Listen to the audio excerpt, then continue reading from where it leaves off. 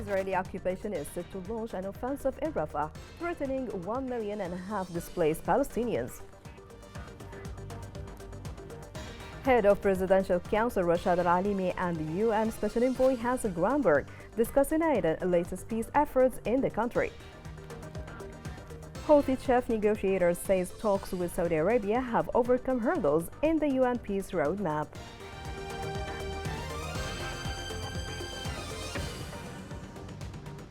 Good evening. Welcome to Yemen Today News. I am Abir Ali. Israeli airstrikes killed at least 28 Palestinians in Rafah. More than half of Gaza's 2.3 million people are packed into Rafah, many after being uprooted repeatedly by Israeli evacuation orders that now cover two-thirds of Gaza's territory. Invasion plans caved a week of increasingly public friction between Netanyahu and Biden administration. Israel has imposed financial restrictions on main UN agency providing aid in the Gaza Strip. The restrictions have led major donors nations, including US, to suspend funding to the UN organization and left its future in question. UNRWA director said that a convoy of food donated by Turkey has been sitting for weeks in the Israeli port city of Ashdod. An Israeli military advance into southern Gaza Rafah around could cause mass death among the more than 1 million Palestinians trapped there. Israel has threatened to advance more Khan Yunis, Gaza's main southern city, to Rafah, where the population has increased fivefold as people have fled bombardment. 1.5 million people are now jammed into filthy, overcrowded shelters or on the streets in a patch of land by Egypt and Israeli borders fences. A statement by the Saudi Ministry of Foreign Affairs underlined the kingdom's position on the centrality of establishing a Palestinian state. The statement came to block the way for any compromises regarding Riyadh's consistent and established historical position. In the face of the current development, Saudi Arabia stressed that ending the Israeli aggression on Gaza and withdrawing all members of the Israeli occupation forces.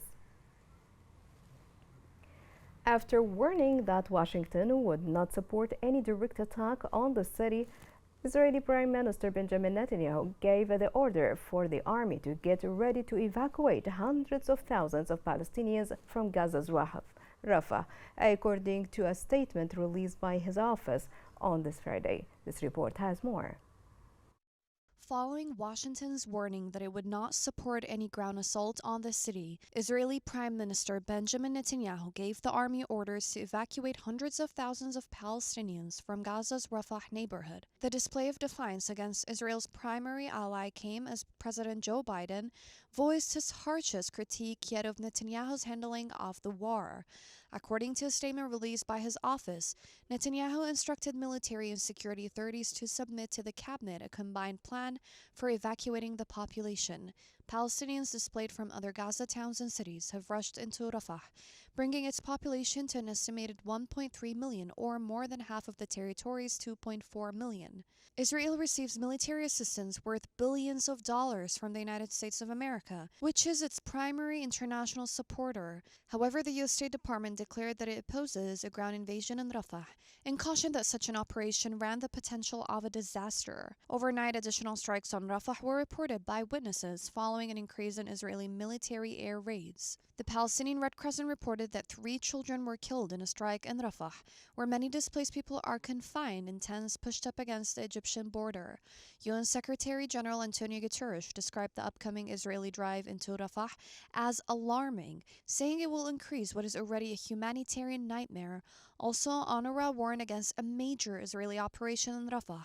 The UNRWA chief stated that Rafah is experiencing increased worry and terror. People do not know where to go after Rafah.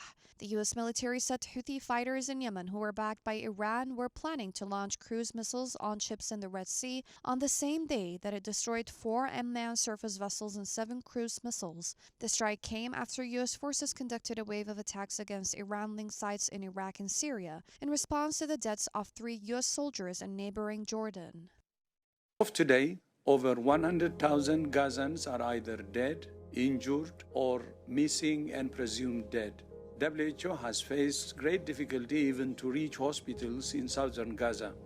Heavy fighting has been reported near hospitals in Khan Yunis, severely impeding access to health facilities for patients, health workers, and supplies.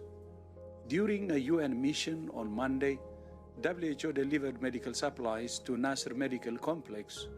Other missions to deliver fuel and food were denied. Despite challenges, Nasser Hospital continues to offer health services, although at reduced capacity. The hospital is operating with a single ambulance. Donkey carts are being used for transporting patients. Yesterday, we made another attempt to get food to Nasser, but due to delays, the food was taken from the trucks by crowds who are also desperate for food. Our teams on the ground report increasing food shortages for medical staff and patients, with only one meal per day. The risk of famine is high and increasing each day, with persistent hostilities and restricted humanitarian access. We continue to call for safe access for humanitarian personnel and supplies, for the hostages to be released, for healthcare to be protected and not attacked or militarized. And we continue to call for a ceasefire. Rashad Al-Alimi, the president, met the United Nations Special Envoy Hans Gramberg in Aden today. Al-Alimi and the UN envoy discussed the results of the recent tour in the region. The meeting touched on developments in the Yemeni situation and the international pressure required to push the Houthi militia towards seriously engaging with peace efforts. The Swedish government announced its decision to participate in military operations against Houthis in Yemen. The Swedish government said that it also decided to participate with the military forces that the European Union will send to the Red Sea region to maintain security and stop Houthi attacks. Defense Minister Paul Johnson confirmed that his country's participation in the U.S.-led military operations came after Sweden received an official U.S. request to participate in the ongoing military operation against the Houthi group in Yemen. U.S. Central Command said that its forces carried out 7 strikes against 4 Houthi drone boats. In a press statement, U.S. Central Command explained that it had identified these missiles and drones boats in areas controlled by Iranian agents in Yemen, and they constitute a threat to ships. In a statement, added that these measures will protect freedom of navigation and make international waters safer for U.S. naval vessels and commercial vessels. The U.S. ambassador to Yemen, Stephen Fagan, said that the U.S. will reclassify the Houthi rebels as a terrorist group on February 16th if strikes on ships in the Red Sea do not cease. This decision, however, is subjected to reversal if the Houthis stop their attacks. This report has more. According to the U.S. ambassador to Yemen, the U.S. will reclassify the Houthi rebels as a terrorist group by the end of next week if strikes on ships in the Red Sea do not cease. The decision, however, could be reversed. The designation of the Houthis as a terrorist group will take effect February 16th, but it can be reviewed if the Houthi militia ceases their activities in the Red Sea and Gulf of Aden, Stephen Fagan said in a post on X. In January, National Security Advisor Jake Sullivan announced that the U.S. would once again designate the Houthis as a terrorist group after they engaged in unprecedented attacks against U.S. military forces and international maritime vessels. The designation aims to disrupt funding for the group and hold them accountable for their actions. It is believed that the designation will put pressure on the Houthis to stop their attacks on Red Sea maritime lanes, which have continued despite repeated U.S.-led operations against them in Yemen. The Houthis, who are associated with Hamas, began assaulting ships in the Red Sea when Israel launched its campaign in Gaza. In February 2021, the U.S. delisted the Houthis as a foreign terrorist organization in order to facilitate the delivery of supplies to Yemen, where a humanitarian catastrophe has pushed millions to the verge of famine. The Houthis captured Yemen's capital Sana'a in 2015, sparking a brutal civil war that continues to this day. It is unclear whether the designation would prevent Houthi operations and assaults, as U.S. bombings have yet to impair its capabilities thus far. When Mr. Sullivan originally announced the decision, the Houthis criticized the label, claiming it no longer has impact. More grain ships have diverted away from the Red Sea due to continuing fears of attacks on ships, according to shipping industry analysts. Analysts said that more ships are loaded with grain turned away from the Suez Canal to take the Cape of Good Hope route this week, with continued fears of attacks on ships in the Red Sea. According to agriculture commodities analysis, 13 more ships were diverted this week, bringing the total shipment diverted away through the Red Sea to about 5.2 million tons of grains. Relief organizations in Yemen confirmed that the high shipping cost and delays in deliveries due to the Houthi attacks in the Red Sea. The United Nations World Food Programme said it was already feeling the effect of the attacks, explaining that he is facing an increase in shipping cost in addition to possible delays in delivery. The top Houthi negotiator, Mohammed Abdul Salam, claimed that Sana'a delegation's meeting with Saudi leaders helped in elimination of fundamental obstacles to the UN peace plan for Yemen. This report has more. Top Houthi negotiator and spokesman Mohammed Abdul Salam said the meeting held by the Sana'a delegation with Saudi leadership helped overcome the major obstacles that were hindering the UN roadmap for peace in Yemen. As Hans Grunberg, the UN envoy to Yemen, is trying to ensure the success of the roadmap, the Houthis are waging a battle against Western forces in the Red Sea. The Houthis reason that they are supporting Gaza by stopping Israeli ships from crossing the Bab el-Mandeb Strait. Saudi diplomacy and its mediation efforts have created an unprecedented opportunity to start ending the crisis in Yemen. The chief negotiator said the peace path in Yemen is going along well, and has been so since the nationwide truce took effect in April 2022 and through the Omani-sponsored talks with Saudi brothers. When asked if the Houthis were willing to begin political negotiations that included sharing power, holding elections, voting on a constitution, and completing the political process, he responded that the roadmap covered the concerns of all parties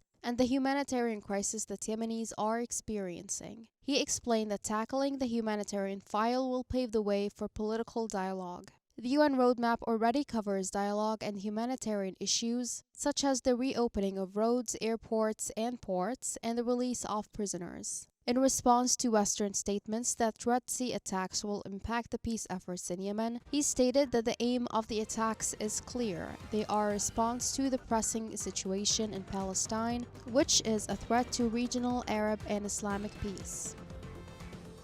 Coming up in the news.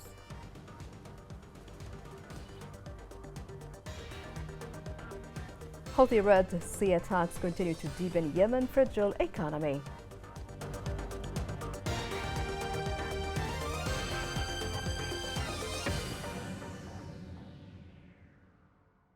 Stands out for its richness, complexity, and distinctiveness.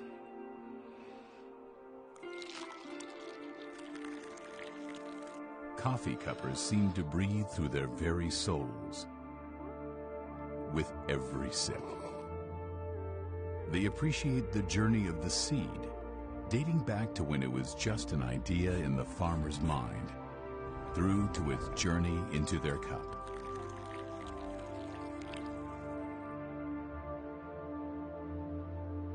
There are various forms of preparation, followed with almost ritualistic precision.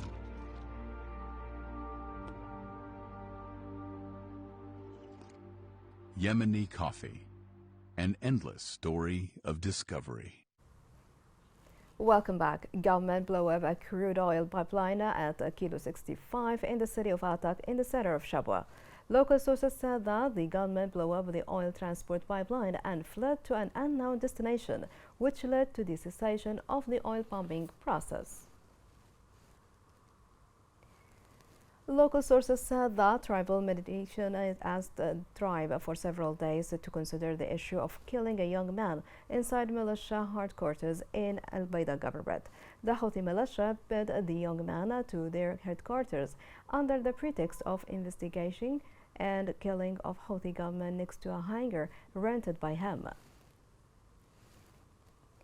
The Japanese government announced the provision of more than $30 million to help migrants and displaced people in 24 countries around the world, including Yemen. The International Organization for Migration said this contribution will help vulnerable people affected by conflicts, climate change, and natural disasters. The Houthi attacks in the Red Sea increased the economic crisis in Yemen and caused the rise of the prices of basic commodities. This report has more. Since the raids on the Red Sea commerce began, the international community has been mobilized for the last decade's civil war humanitarian crisis in Yemen, with 2/3 of the 20 million population food insecure and in basic need. The fourth quarter edition of the World Bank's Yemen Economic Monitor states that between 2015 and 2022, the real gross domestic product per person fell by more than 50%, and the average life expectancy to age 64 decreased by 4 years. Houthis are still preventing exports, which have decreased by 10,000 barrels per day to 50,000 BPD. In 2022, both remnants and overseas aid increased by 10%. Saudi Arabia pledged $2 billion in central bank reserves and the monetary fund. The Yemeni people are affected by the bombing and targeting of sea lanes because this threatens the Yemeni economy and also threatens the Gulf economy, especially trade and navigation in the Red Sea, as Bab el-Mandeb is one of the most important commercial and international corridors in the world. Yemenis have already struggled to receive the necessary aid as there is a lack of humanitarian funding. The UN's $4.34 billion request for 2023 aid to Yemenis received only 39.3% funding, the lowest percentage provided to UN Yemen appeals since war-related programs began in 2016. In addition, oil prices increased by more than 2% after the US and UK conducted strikes against Houthi military targets in Yemen in retaliation for attacks on ships in the Red Sea. The Houthi militia attacks on commercial ships in the Red Sea have pushed commodity prices in Yemen to record levels. There has also been an increase in the prices of food and consumer goods such as sugar, rice, and cooking oil. The direct Houthi attacks in the Red Sea greatly affected the rise in commercial ship insurance and shipping costs in an unprecedented manner in the history of maritime shipping.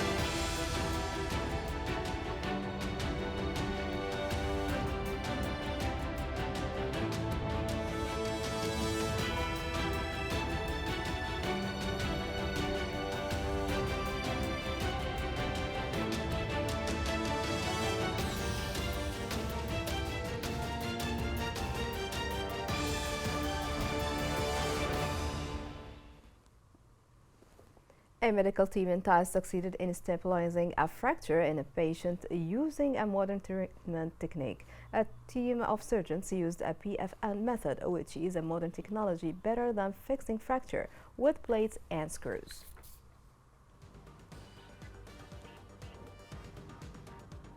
Here is a reminder of the main headlines. Israeli occupation is set to launch an offensive in Rafah, threatening 1.5 million displaced Palestinians. Head of Presidential Council Rashad Al-Alimi and UN Special Envoy Hans Grundberg discuss in Iran's latest peace efforts in the country. Houthi chief negotiators said talks with Saudi Arabia have overcome hurdles in the UN peace roadmap.